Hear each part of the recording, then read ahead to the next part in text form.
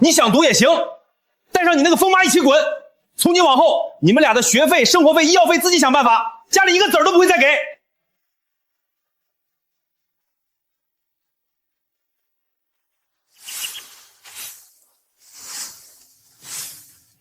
录取通知书送进村那天，红壳金字刺眼得很，村里人围得水泄不通，都说林家祖坟冒青烟，出了个金凤凰。可我亲爹林大强却黑着脸，一把将我拽进屋，把门外人群的恭贺声全挡在了外面。其实我知道他在想什么，在这个烂透了的家里，女孩的价值就是给儿子换取资源。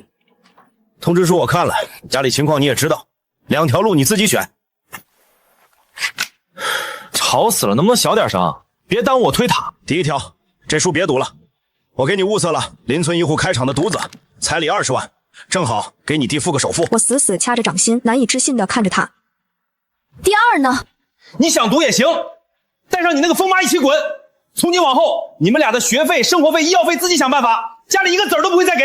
林大强笃定我不敢选。第2条，一个刚成年的女孩带个疯子去上大学，比登天还难。他以为我会哭、会闹、会跪下来求他，但我没有，我只是静静地看着他，看了很久很久，久到他眼神闪躲，有些不自在，然后我笑了一声。我选第2条。院子角落，我妈赵玉兰蓬头垢面，正蹲在地上用树枝划了灰尘，冲着空气絮絮叨叨。她是个疯子，也是我在这世上唯一的软肋和心里的痛。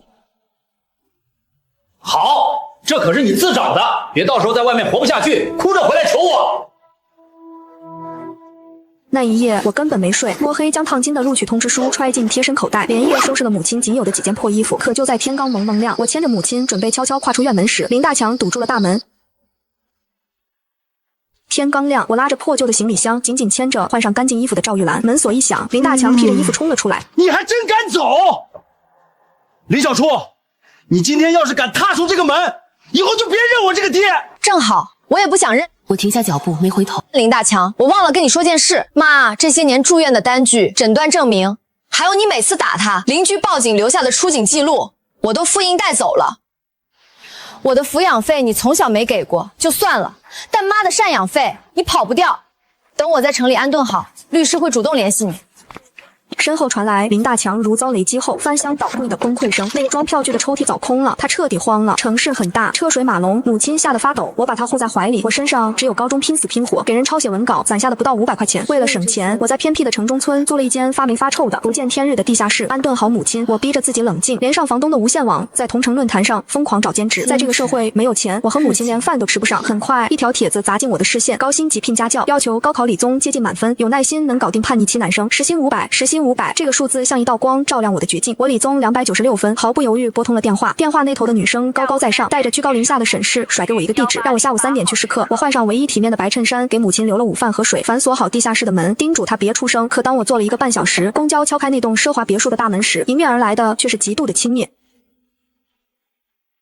富人区的街道安静整洁，高大的梧桐树掩映着气派的别墅，和我的地下室是2个完全不同的世界。来开门的是顾夫人，套装精致，眼神锐利，像 X 光一样把我从头扫到脚。就是你，一个学生也敢要这个价？顾夫人眉头微皱，声音和电话里一样冷硬。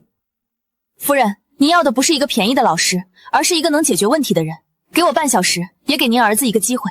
顾夫人眼中闪过讶异，侧身让开了路。别墅客厅大的像小型广场，大理石地面倒映着奢华水晶灯，处处透着我无法想象的财富。我目不斜视，直接跟着他上了2楼。钱为了母亲，我必须拿到这笔钱。推开房门，重金属音乐像猛兽般扑面而来。满地狼藉中，一个穿着黑 T 恤的少年正背对着门口，疯狂敲击键盘打游戏，完全不理会有人进来。顾夫人气得脸部抽搐。你只有半小时，他要是能听你讲1道题，算你通过。我安静地观察了片刻，走过去调小了音响。少年猛地摘下耳机，转过身。你谁啊？我妈又花多少钱请你来浪费时间？他叫顾星河，我没回答，目光落在他书桌角落。你物理不错。你眼瞎吗？59分叫不错？选择题12道，你错了10道，但偏偏这10道题你选的都是标准答案的下一个。这需要你精准算出每个正确答案，再完美避开。这比考满分难得多。他故意控分器，母亲的秘密除了他自己没人知道，却被我一眼看穿。顾星河被我看穿了把戏，一时间结巴的不知道该说什么。我根本不给他缓冲的机会，抽出草稿纸，一笔没动，是因为不会吗？这道题考电磁转印和动量守恒，模型经典，但有2个陷阱。我语速极快，笔尖在纸上飞快移动，画出受力分析图。我不讲大道理。第一个陷阱是动量方向要分段讨论，第二个是容易忽略过程产生的内能。不到5分钟，一个完美的解题过程跃然纸上。我把草稿纸推到他面前，抬眼静静看着他。现在你觉得你真的不会吗？那双深潭般的眼睛让他感到一种被碾压的挫败感和无所遁形。以前的家教只会摆老师的架子，而我用绝对的实力碾碎了他的傲慢。我叫林小初，冻江大学新生。从今天起，我只负责把你物理提到130分以上。我会用100种方法让你明白，在我面前，你所有的小聪明毫无意义。半小时后，顾夫人推门进来，看到安分坐在桌前的儿子和那张逻辑严密的草稿纸，她眼中闪过难以掩饰的惊喜。她二话不说，当场抽出厚厚一沓现金，预付了1周薪水。捏着这笔巨款，我只觉得这是母亲活下去的筹码。林老师，如果你愿意在辅导期间住家，我给你安排独立房间和1日3餐，薪水加倍。我儿子的未来就拜托你了。我带着钱挤公交回到充满霉味的城中。村地下室还没开灯，我的心就揪紧了。地下室一片死寂，我慌乱地打开手机，手电筒光束晃动下，只见母亲赵玉兰正蜷缩在床角，浑身发抖，眼神充满极致的恐惧。墙角一个拳头大小的老鼠洞赫然在目。妈，别怕，我回来了。我跑过去，紧紧抱住冰凉的赵玉兰，她沙哑着嗓子指着墙角的洞，瑟瑟发抖。有老鼠，好大的老鼠！地下室有老鼠，再正常不过，但这对我饱受精神摧残的母亲来说，却是致命的惊吓。我的心像被针扎一样疼。地下室的恶劣条件根本不能住人。妈，你看，我赚钱了，以后会有很多钱，带你去看最好的医生，把病治好。当晚看着熟睡的母亲，我没有犹豫，给顾夫人发了接受住家合同的信息。底线是必须带上母亲，且需要一个绝对安静、不见外人的环境休养，这是我的底线。顾夫人爽快回了一个好字。第二天，一辆黑色奔驰停在城中村窄巷，接我们驶向富人区。我们住进了顾家别墅后院的一栋独立小楼，1楼宽敞明亮，阳光洒满落地窗，床褥散发着好闻的皂角香。母亲好奇地看着花园，眼里的紧张消散不少。这里的条件比地下室好了1000倍。傍晚7点差10分，我准时出现在主楼书房门外，准备上课。书房门虚掩着里面，却传出压抑的争吵声。我说了，公司很忙，哪有时间管他考倒数？一个低沉男声充满不耐烦，是顾星河的父亲顾振海。你请的家教有什么用？还不是又找了个穷酸女学生来我们家钓金龟婿的。顾夫人带着歇斯底里的哭腔反驳。我面无表情地站在门口，静静听着这不堪的羞辱。紧接着脚步声逼近，门被猛地拉开，顾振海高大昂贵的身影出现。他锐利的目光扫过我那过分漂亮的脸和廉价白衬衫，眼里鄙夷更重，发出一声意味不明的冷笑。顾振海迈开长腿与我擦肩而过，强大的压迫感扑面而来。我站得笔直，连眼睫毛都没颤一下。书房里，顾夫人脸色煞白，身体微微发抖。顾星河坐在书桌前，紧握的双拳暴露了他内心的屈辱与愤怒。这就是他的家庭，一个强势控制的母亲，一个漠不关心的父亲，一对永远在争吵的夫妻。我走进去，仿佛刚才什么都没听到。我径直走到顾星河面前，将讲义拍在他桌上。今天讲天体运动。顾星河抬起头，那双眼睛死死盯着我，像一头濒临爆发的野兽。他引以为傲的叛逆，在我这双没有情绪的眼睛面前，脆弱的像一层窗户纸。他赌气般的拿起笔，在草稿纸上胡乱演算，脑子里全是他父亲刚才鄙夷的眼神和他母亲歇斯底里的哭喊。公式在眼前飘过，怎么也组合不到一起。还有1分钟，这么简单的题都不会？谁说我不会？我只是今天状态不好。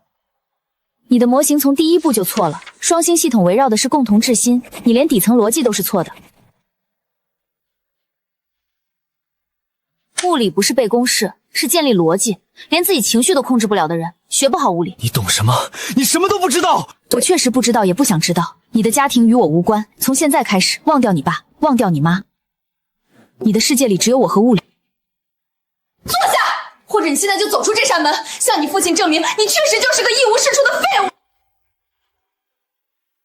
顾星河喉结滚动，看着近在咫尺的我，鬼使神差地坐了回去。那一瞬间，他感觉自己像是被完全镇住了。那个晚上是我给他上的最奇异的一堂课。我没逼他做题，而是教他如何呼吸，如何冥想，如何在复杂的环境音中找到最安静的点。当他真的照做时，脑子里那些父母争吵的杂音渐渐平息了。他开始能听见自己的心跳，能看清物理公式背后冷静而理性的秩序。2个小时结束，他整个人像被抽干了力气，却获得了一种前所未有的平静。结束辅导，我回到后院的小楼，房间里开着昏黄的床头灯，母亲已经睡熟，呼吸均匀，脸上没有了在地下室时的恐惧。她在这里睡得很好，我的心终于彻底安放下来。但我坐在书桌前，毫无睡意。主楼里，顾振海那句穷学生钓金龟婿的鄙夷，像一根刺扎在我心里。女人在这个社会，一旦踏入富豪的领地，似乎只配被贴上这种标签。我绝不容忍自己和母亲的尊严被人肆意践踏。我必须要变得更强，强到足以保护我想保护的人，强到让这群高高在上的男人们闭嘴。我打开电脑，登录东江大学内部教务系统，查询物理学院的教授介绍和顶尖学术资源。除了攀登学术巅峰，我还极度渴望金钱。我搜出了国内顶尖精神科专家王振华教授的名字，他的专家号1号难求，挂号费更是天价。我死死盯着屏幕上的名字，脑海中疯狂计算着竞赛奖金和学术论文的奖励额度。这条路极难，但我非走不可。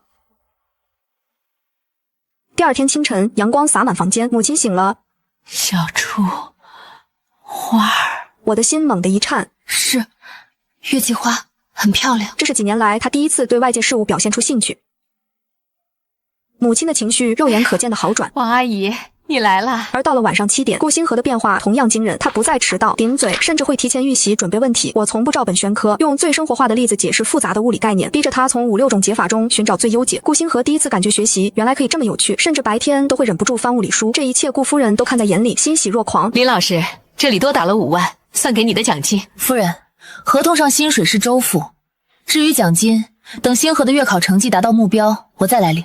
在那之前，我只拿我应得的。我不是故作清高，而是我要用实力堂堂正正赚钱，不需要任何施舍与怜悯。顾夫人愣住了，收回卡眼中满是敬意。转眼到了8月底，这天晚上，我正给顾星河讲一道压轴题，顾星河的手机突然狂震，他看了一眼来电，眉头死死皱紧，下意识想按掉。我淡淡开口让他接，他走到阳台，压低声音，但争吵声还是传了进来。什么叫又忘了？公司开会比我生日重要是吧？行了，我挂了。顾星河将手机重重摔在桌上，像一头被激怒的幼狮吼道：就算我爸忘了我生日，就算他觉得我不如一份合同，我也照样能解出这道题。在一个外人面前暴露出最狼狈的一面，男生的自尊心碎了一地。书房空气凝固，我静静看着他，没有同情，也没有多余的表情。等他发泄完，我拿起笔，在草稿纸上画了一个小小的蛋糕，写下3个名字和日期。他们改变了世界，但他们出生在哪一天重要吗？决定你价值的，不是别人的爱和关注，而是你自己能成为什么样的人。是一个靠别人施舍存在感的可怜虫，还是一个让别人仰望的强者？你自己选。从小到大，母亲只会抱他哭，老师只会劝他体谅父母。我是第一个用如此残酷的方式告诉他世界真相的人。我明白了，谢谢你，林老师。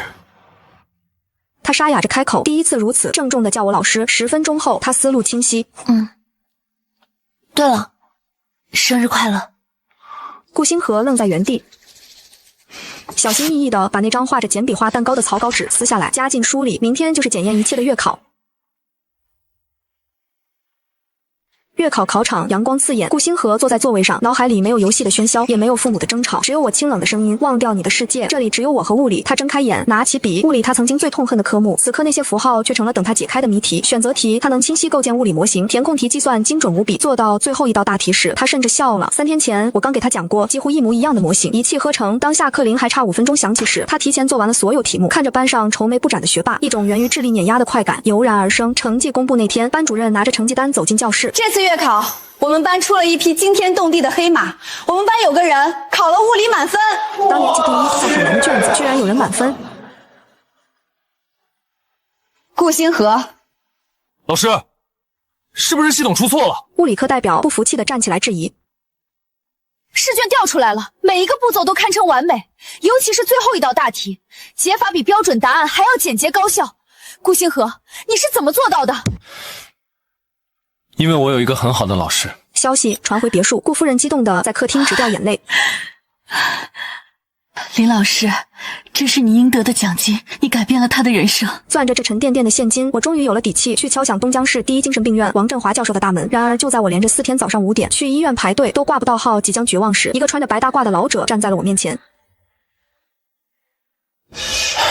专家号排到3个月后了，在这儿等没用。我倔强地站着不肯走，他笑了笑，转身带我走进医院的行政楼，推开了一间挂着院长办公室牌子的门，桌上的名牌写着3个字：王振华。我强压着狂跳的心。王教授，这是我妈所有的病历，长期家暴、丧子之痛、精神虐待。王振华仔细翻阅，神色越来越凝重。这是典型的创伤后应激障碍，伴有严重的精神分裂症状，常规药物作用不大，必须进行长期的系统性物理和心理治疗。最关键的是，需要一个他最信任的人作为钥匙，引导他走出心理壁垒。这个钥匙就是你。谢谢王教授，我叫林小初，是东江大学物理系新生，医药费我会想办法。既然你是东江大学物理系新生，我可以帮你申请特殊人才医疗援助计划，能减免大部分费用。9月1日，我穿着洗发白的衬衫，独自踏入东江大学物理系报道。可当天晚上，顾夫人却把我叫进书房，提出了一个极其诱人的条件，想彻底买断我的自由。小初，你正式搬到主楼来住吧，我们给你留个套间，跟星河挨着。这是一个充满诱惑的提议。你母亲那边，我会请最好的护工，24小时照顾。一旦答应，这会让我失去最重要的自由。夫人，您的好意我心领了，但我还是觉得住宿舍更方便。我不想错过大学真正的集体生活。顾夫人眼中闪过一丝失望，但没强求。我回到简陋的4人寝室，铺好床铺，我的人生只能靠自己。第2天，高等数学开课，授课的是物理学院院长李教授。他有个规矩，每节课前在黑板上留一道思考题，解出来评10分，直接满分。今天的题是关于多元函数极限的证明，极其困难。几百人的集体教室鸦雀无声，无人敢上去尝试。李教授失望的叹气，准备讲课。就在这时，我从后排站了起来，在几百道诧异的目光中，径直走上了讲台。我没有丝毫犹豫，拿起粉笔，直接在黑板上写下解题步骤。我摒弃了常规解法，引入了一个最新数学模型，将复杂问题瞬间简化，过程行云流水，一气呵成。当写下最后证明完毕几个字，整个教室死一般寂静。同学，你叫什么名字？从今天起，你就是我的课代表。课后，我被叫进办公室，李教授看着我档案上的孤儿身份，眼神从惊讶转为深深的敬佩。困难是暂时的，知识是永恒的。有没有想过，提前进入我的国家级重点实验室，会有一份丰厚的津贴？本科生进重点实验室，这在东江大学绝无仅有。我深深鞠躬，郑重地喊了一声：“老师！”我成了物理系活着的传奇，每天在实验室、医院、顾家之间高速运转。实验室的同僚很快被我恐怖的领悟力折服，可我的锋芒却深深刺痛了原本的负责人——博士生大师兄林伟。他决定用最卑劣的手段毁了我。林伟是李教授最得意的门生，我的出现让他感到了前所未有的威胁。他开始处处针对我，把最繁琐、最容易出错的数据盒对工作全丢给我，企图借此打压我这个新人。我从不抱怨，照单全收。我核对的数据精准到小数点后8位，找不出任何一丝错漏。我提出的观点有无可辩驳的理论支撑。我的油盐不进让林伟憋屈到了极点。这天实验室进行一次关键性的粒子对撞模拟实验，我负责输入核心参数。就在我去茶水间倒水的间隙，林伟悄悄走到了我的电脑前，他将其中一个关键参数偷偷修改了1/1000，改动极微，却足以让整个实验结果谬以千里。他想让我当着所有人的面犯下弥天大错，让李教授对我彻底失望。我端着水杯回来，没有立刻按开始键。出于对科学最基本的敬畏，我习惯性的重新检查了一遍所有参数。当我看到那个被篡改的数据时，眉头微皱。我没有声张，而是转过头，目光平静地看向了不远处的林伟。林伟正假装看书，但不自然的坐姿已经出卖了他。我什么都没说，不动声色地把数据改了回来，按下实验开始按钮。大屏幕上数据流疯狂滚动，5分钟后与理论完全吻合的模拟结果跃然屏上，全场欢呼。李教授激动地走过来，重重拍着我的肩膀，夸赞。林伟脸色惨白。李老师刚才核对参数时，我发现个有趣现象，设定的初始扰动值增减1/1000，模型稳定性就会被破坏。这或许能作为我们研究临界点鲁伴性的新方向。而林伟彻底僵在原地，他知道我发现了一切，但我没当众揭穿，不仅给他留了体面，还把他的卑劣行径转化成了学术问题。这一刻，他对我的格局心服口服，我在学术界站稳了脚跟，日子正朝着光明的方向狂奔。然而某天下午，我刚从实验室出来，就被2个满身尘土的不速之客拦住了去路，是林大强和林耀祖，他们像吸血蚂蟥一样，一脸贪婪地盯上了我。林小初，你现在出息了，连家都不要了。我女朋友说了，年底不买房就分手。你现在发达了，必须给我50万，不100万。你们想闹是吧？那就闹大点儿。嫁过去彩礼20万，正好给你弟付个首付。你要带你那疯妈滚也行，家里1分钱都不会给。林大强，我手里还有你家暴我妈的所有出警记录和证据，如果我交给媒体和律师，你能猜后果是什么？你这个……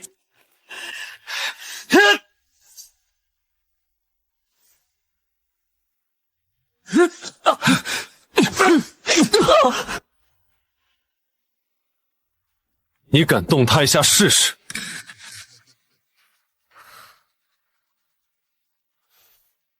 小子，这是我们的家事儿，你别多管闲事儿。人渣也配有家人？喂，把这2个人带走。耿贺，你放开我！挖一顿的烫，说你太累了。顾星河，我们只是雇佣关系，你不用对我这么好。雇佣关系，在你眼里就只有这个？林小初，你是不是没有心？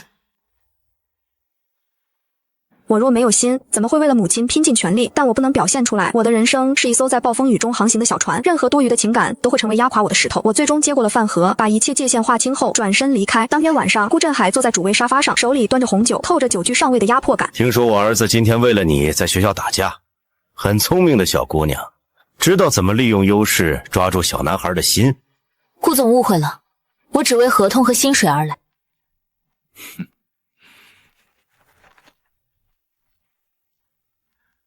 开个价吧，100万还是500万？只要你保证把我儿子送进全国前10的大学，你随便填。他想用钱撕开我伪装的清高，证明世界上没有钱买不到的尊严。顾夫人和顾星河脸色都变了。你太过分了，顾先生，您搞错了一件事。您儿子的未来是他自己的，不是我的，更不是您的支票能买断的商品。您想买的东西，我这里没有。顾星河立刻跟了上来，眼里充满震撼。赵玉兰女士目前的脑电波活跃，自我意识正在唤醒。1周后，医院传来好消息，我们进行了一次 VR 情景模拟治疗，直面他心底最深的创伤。都过去了，你还有小初啊！妈，都过去了，你还有小初啊！小初，别哭，别哭，妈妈心疼。1年后，我和李教授课题组的论文成功发表在顶尖期刊 Science 上。林小初，我喜欢你，等我考上都江大学，你能不能等等我？你把对我的依赖当成了爱情，我没时间陪你玩小孩子的感情游戏，收起幻想，好好高考。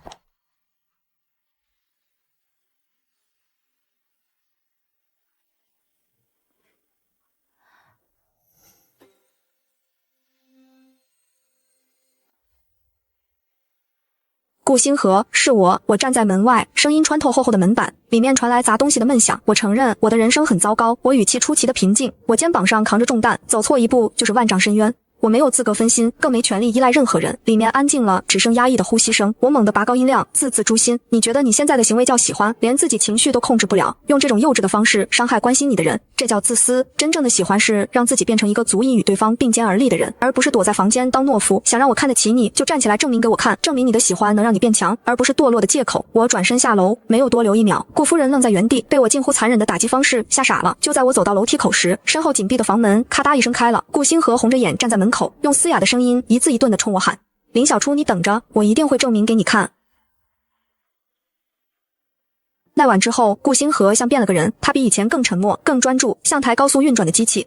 给自己制定了极其严苛的学习计划，他的目标只有一个，东江大学物理系。1年过去，我升上大2，成了李教授实验室的核心骨干，手握好几个重大突破。而顾星河也迎来了高考，他以全市理科状元的身份，毫无悬念地拿到了录取通知书。当他把鲜红的通知书拍在我面前时，眼神里有着压抑了1年多的炙热。我看着他，发自内心的笑了。恭喜你，顾星河同学。同年，我母亲赵玉兰经过1年半的系统治疗，终于康复出院。她神志清醒了，能拉着我讲年轻时的故事，会看喜剧大笑。我用全部积蓄在学校附近租了套2室1厅的公寓。搬进新家的那天，母亲抱着我痛哭。我们终于有了属于自己的避风港，而另一边，那个带给我们无尽伤害的原生家庭，终于迎来了属于他们的现世报。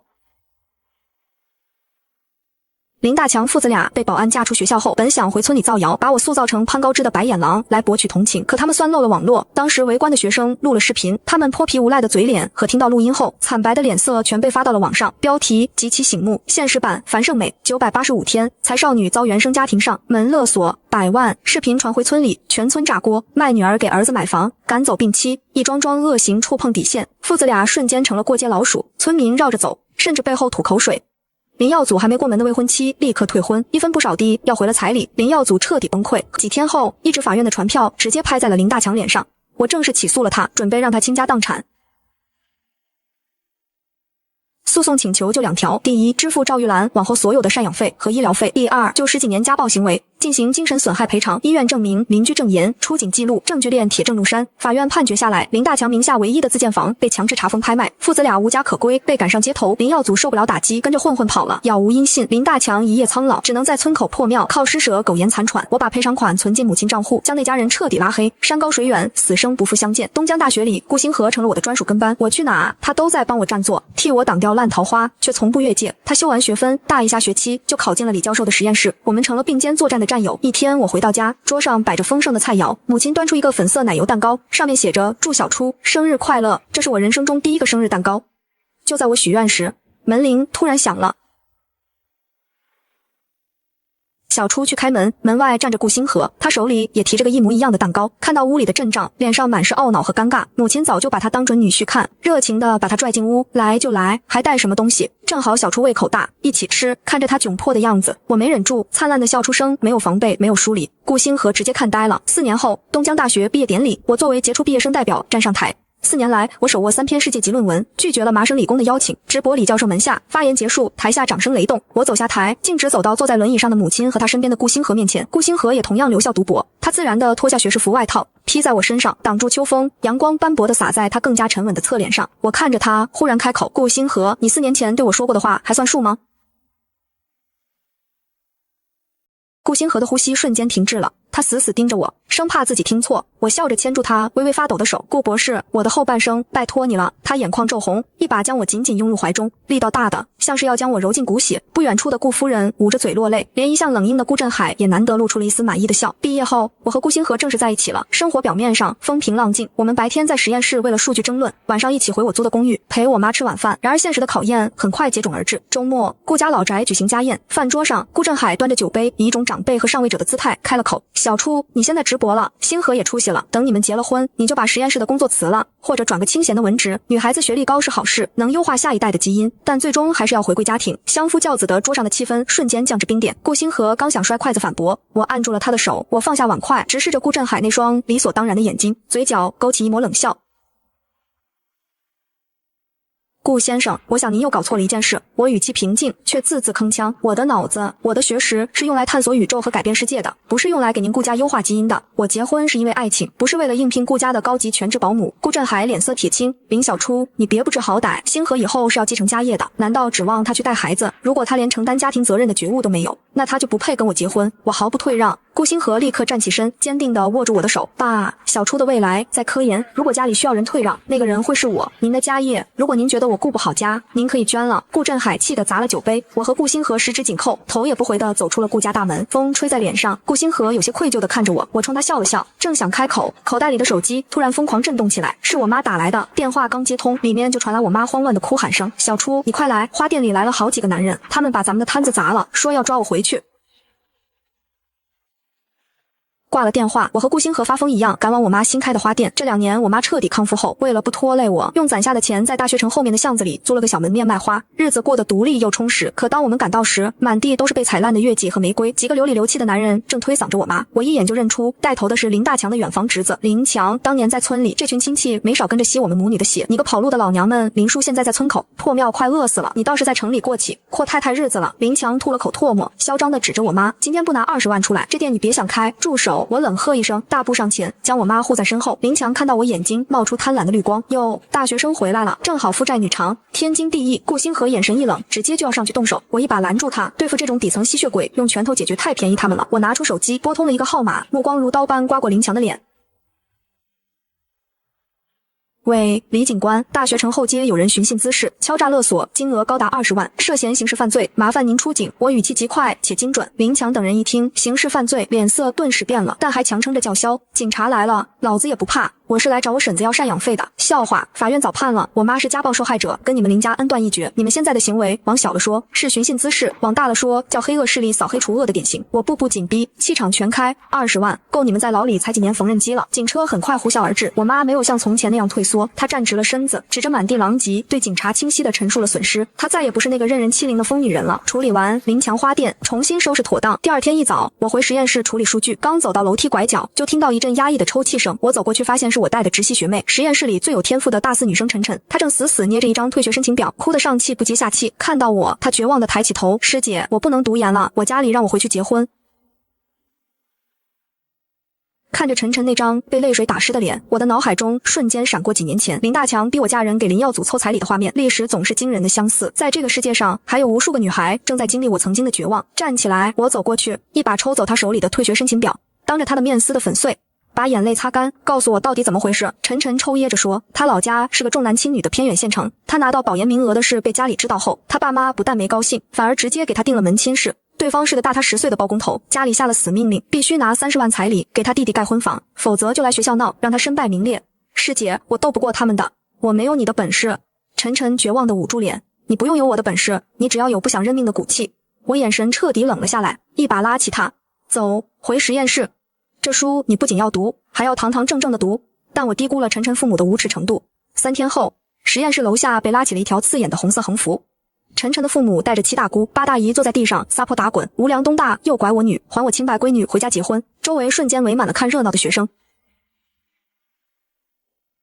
围观的学生越来越多，不少人举起了手机录像。晨晨躲在我身后，抖得像风中的落叶。我冷着脸，一把抢过赶来的保安手里的扩音喇叭，按下最大音量，都听好了。我的声音震彻广场。这位女生今年22岁，具备完全民事行为能力。你们现在的行为涉嫌暴力干涉婚姻、自由寻衅滋事和扰乱单位秩序。保安立刻锁死大门，报警！晨晨的父亲猛地跳起来，指着我的鼻子破口大骂：“你算什么东西？老子管教亲生闺女，天王老子也管不着，信不信我撕了你这贱人的嘴？”他像头蛮牛一样冲过来，还没碰到我的衣角，顾星河一脚踹翻了旁边的垃圾桶，巨大的声响镇住了他。顾星河挡在我身前，眼神像淬了冰，你动他一下试试。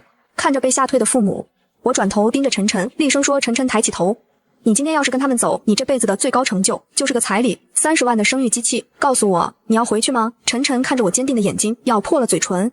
他终于推开人群，声嘶力竭地喊了出来：“我不回去，我死也不回去结那个婚。”警察把晨晨父母带走调解，可我低估了这群人的无赖程度。第二天，这对父母没来学校，而是直接坐在了东江市最繁华的广场上，开启了视频直播。他们在直播间里声泪俱下，疯狂往我身上泼脏水。直播间里，晨晨的母亲哭天抢地，就是那个叫林小初的，她自己攀高枝，不要脸，还给我闺女洗脑，让我们骨肉分离啊！学校的公关部慌了。下午，主管行政的副校长把我和晨晨叫进会议室，语重心长的施压：“林小初，学校的名誉不能受损。晨晨，你先办个休学，回家把你父母安抚好，等风头过了再说。”凭什么？我猛地一拍桌子，目光直逼副校长。他一旦回去，就再也出不来了。学校不保护自己的学生，反而向网络暴徒和封建毒瘤妥协。副校长沉下脸，冷冷地警告我：“林小初，你别太气盛，你还没拿到博士学位，惹出这么大的负面舆情，你的学位还要不要了？”会议室的门突然被一脚踹开，李教授端着保温杯大步走进来，把杯子重重砸在会议桌上，指着副校长的鼻子怒吼：“我看谁敢动我的学生！”李教授须发接张，气场全开，把受害者推出去，平息舆论。东江大学的骨气让狗吃了，你敢停林小初的学位，我明天就带着整个国家重点实验室辞职。副校长偃旗息鼓，灰溜溜的走了。但我知道，躲在学校的庇护伞下解决不了根本问题。我转身看向晨晨，眼泪没用，用魔法打败魔法。他们不是会直播吗？我们也会。当天晚上，我们在国家级实验室里开启了直播。镜头前没有哭诉，只有晨晨密密麻麻的演算、手稿和顶尖的物理模型。我对着镜头掷地有声：“我叫林小初，这就是你们嘴里被我洗脑的女孩。她正在研究的高维空间折叠技术，未来能改变世界。她的价值在星辰大海，绝不是30万彩礼和给弟弟盖婚房。”晨晨也拿出了父母长期索要钱财、逼婚的聊天记录证据，当众宣读了脱离经济关系的法律声明。直播间风向瞬间逆转，全网女性的力量被彻底点燃。就在全网声援我们时，一辆黑色的迈巴赫悄然停在了实验室楼下。顾振海带着几个西装革履的顶尖律师，面色阴沉地推开了我们实验室的大门。顾振海把一份文件扔在我的实验台上，居高临下地看着我：“林小初，你还真是个麻烦精。星河因为你现在都被网友扒出来了。”他敲了敲桌子，这份文件是我让律师起草的公关方案，我可以出钱摆平晨晨的父母，甚至给那个女孩一笔封口费，让这场闹剧彻底平息。条件只有一个，你立刻离开我儿子。他依旧傲慢地认为钱能买断一切，包括我的尊严和这场属于女性的抗争。我冷笑一声，拿起那份文件，当着他的面撕成2半，扔进垃圾桶。顾先生，您的臭钱在这里一文不值，我们不需要被谁买单。就在这时，门外警笛声大作，晨晨的父母因为在直播中伪造事实、恶意诽谤并涉嫌敲诈勒索，被警方正式立案拘留。我们赢了，赢得干干净净。顾振海脸色铁青，拂袖而去。风波平息后，生活重回正轨。可1周后，我妈的花店突然接到一个高达10万块的匿名鲜花大单，要求把店里所有的红玫瑰全包了，而送货地址竟然是顾家那栋奢华的别墅。我和我妈开着租来的货车，将满车的红玫瑰送到顾家别墅。本以为是顾家在办什么豪门宴会，可一进门却发现客厅里堆满了打包好的行李箱。顾夫人今天没有穿那些端庄刻板的套装，而是换上了一身利落的风衣，长发随意挽起，整个人透着一种前所未有的鲜活。顾夫人笑着迎上来，将一张签好字的离婚协议书拍在茶几上。顾振海坐在沙发上，气急败坏地咆哮：“你疯了吗？离开我！你以为你能过什么好日子？”顾夫人没理他，转头看向我，眼神感激：“小初，是你让我看清了，一个女人的价值不该是当一只被豢养的金丝雀。我看了你们的直播，连那个小姑娘都敢和吸血的家庭决裂，我为什么不敢反抗这窒息的婚姻？这10万块的红玫瑰是我送给自己的心声。”顾振海的脸部肌肉疯狂抽搐，他死死盯着我和顾星河。好得很。顾振海怒极反笑，恶狠狠地指着顾星河：“你既然要跟这个穷酸女人在一起，就给我滚出顾家！我会撤掉顾氏集团对东江大学物理实验室的所有赞助，我倒要看看没了我，你们这对清高的狗男女怎么活！”顾振海雷厉风行，当天下午就撤走了东江大学重点实验室的全部500万赞助，实验室里一片死寂，几个研究员愁云惨淡，设备更新被迫停滞，顾星河名下的所有银行卡被冻结，车钥匙被收走。他穿着一件单薄的白 T 恤，提着一台笔记本电脑，净身出户来到了我租的小公寓门外。我没地方去了，他看着我，眼睛亮得惊人，没有一丝大少爷落难的狼狈，但我还有脑子，还有你。我没多说废话，侧身让他进屋，沙发归你。吃饭自己洗碗，资金断裂，那是以前的玩法。我连夜整理了晨晨和我的核心研究数据，第二天直接敲开了市妇联和国家科创基金委的联合办公室大门。我没要企业赞助，而是拿着实打实的技术突破，申请了国家女性科技拔尖人才专项基金，不到1周，1000万的国家级科研拨款直接打入东江大学账户。顾振海他气得摔碎了办公室的古董花瓶，既然在学术上压不垮我，他决定把黑手伸向市井，对准了我妈赖以生存的花店。顾大少爷开始了他这辈子都没体验过的市井生活，他学会了早上6点去批发市场帮我妈进货，学会了蹬着3轮车穿梭在老旧的巷子里送花，满身泥水却笑得比在豪宅里还开心。但这平静很快被打破，花店房东突然上门，直接把一份解约书拍在我妈脸上，嚣张地吼道：不租了，明天就给我滚蛋！有人出了3倍的价钱买这条街的商铺，指名道姓要赶你们走。我妈急得脸色发白，这花店是她的命根子，刚攒下一点熟客，如果被赶走，心血全毁了。我知道这是顾振海的报复，他要用资本的力量在现实生活里一点点绞杀我们，让我们无路可走。妈，别怕，大不了换个地方。我握住我妈颤抖的手，房东正叫嚣着要喊人来砸店。一列黑色宾利车队突然开进狭窄的巷子，稳稳停在花店门口。车门打开，一个穿着剪裁得体风衣的女人踩着高跟鞋走下来，她手里拎着一个沉甸甸的文件袋。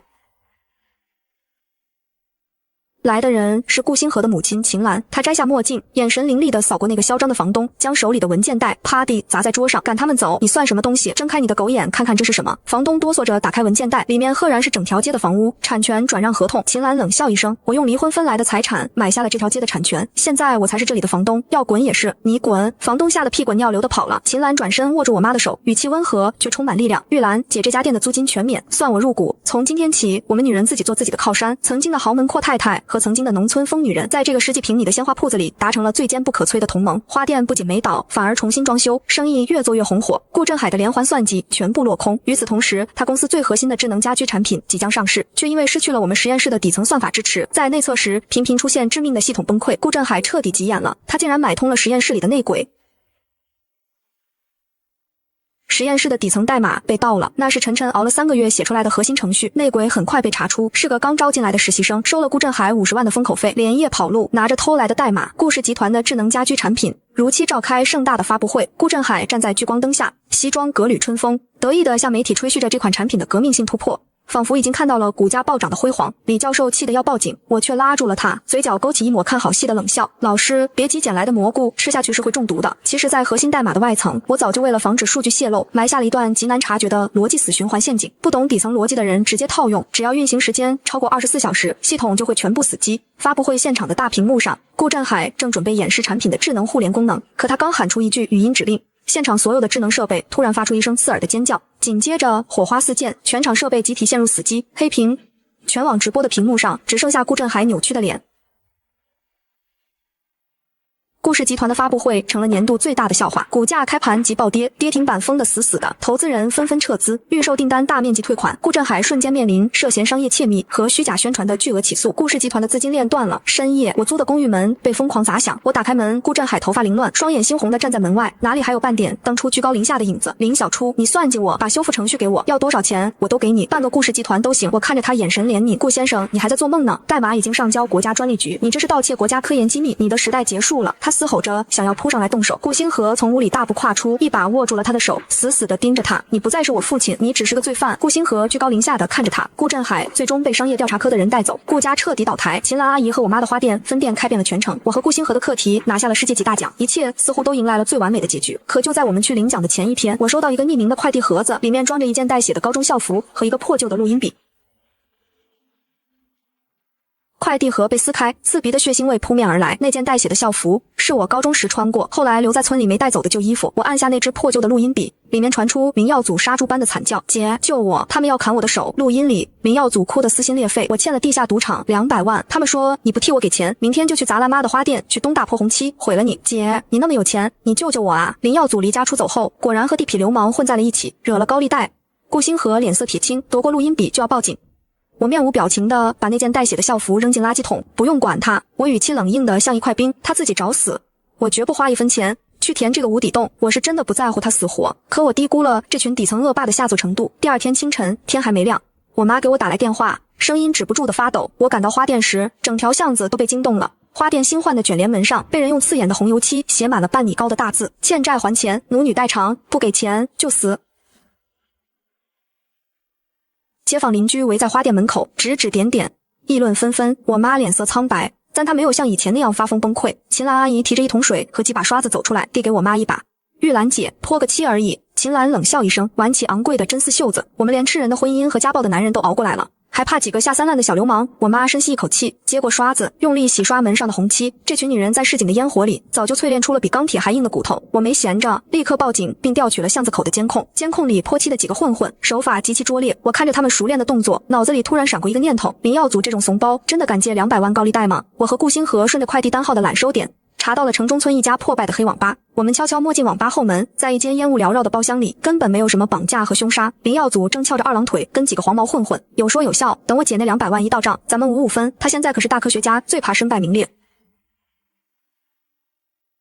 这是一场彻头彻尾的骗局。林耀祖故意拿狗血弄脏我的旧校服，自导自演了一出绑架勒索的戏码。就为了骗我的科研奖金，我连门都没踹，直接给门外的刑警队长发了定位。不到3分钟，全副武装的警察冲进包厢，将林耀祖和那几个混混死死按在地上。林耀祖脸贴着肮脏的地砖，看到我走进来，吓得面如土色，疯狂挣扎大喊：姐，我错了，我是跟你闹着玩的，你快让他们放了我，我是你亲弟弟啊！我走到他面前，居高临下的看着他，一脚踩在他还在试图拉扯我裤脚的手上，敲诈勒索金额超过50万，10年起步。我声音冷酷：林耀祖下半辈子去牢里做你的发财梦吧！混混们全被戴上手铐，押上警车。可就在这时，地上一个黄毛的手机突然亮了，屏幕上弹出一条短信：老大，网吧那边条子去了，我们已经按计划把花店那个老太婆绑上金杯车了，往西郊废弃工厂去了。我浑身的血液瞬间凝固。我妈。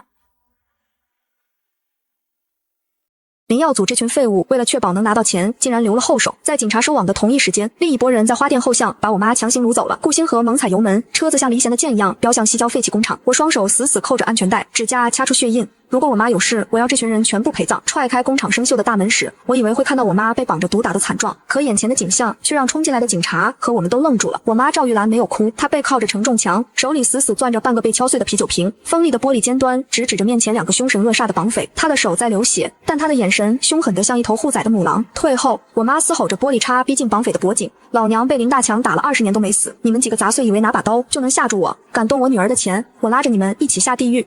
绑匪被我妈不要命的架势吓退了半步，警察瞬间涌上，将他们尽数制服。危机解除的那一刻，我妈手里的碎玻璃掉在地上，她软软的瘫倒下来。我冲过去紧紧抱住她，我们母女俩终于在这一刻彻底战胜了过去的所有恐惧。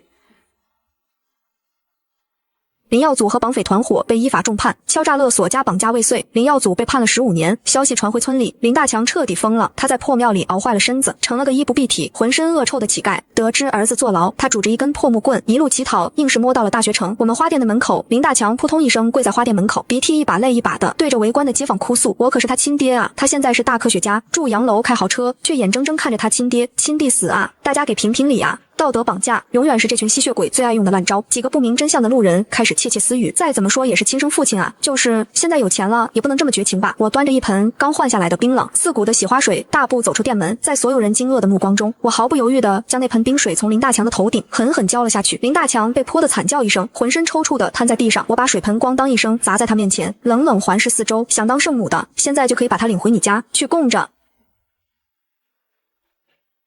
人群瞬间鸦雀无声，我一把拉起我妈的衣袖，露出上面交错的陈年酒疤，看清楚，这是她打断晾衣杆留下的。她为了给儿子买房，逼我退学换彩礼，把我妈像狗一样赶出家门。哪条法律规定受害者必须原谅施暴者？刚才还跟着起哄的几个路人羞愧的低下头，纷纷散开。林大强见没人帮腔，瘫在地上撒泼打滚。我没再废话，直接拨打110。警察很快赶到，以寻衅滋事将他带走。看着警车远去，我知道这辈子我们终于彻底摆脱了这个梦魇。林大强会在收容所和破庙里咽下他自己种下的所有恶果。我长舒了一口气，转身正准备帮我妈收拾地上的水盆，扫清这满地的狼藉。就在这时，顾星河突然走上前，在满地水渍一片狼藉的花店门口，在来来往往充满市井喧嚣的巷子里，他毫无预兆地单膝跪了下去。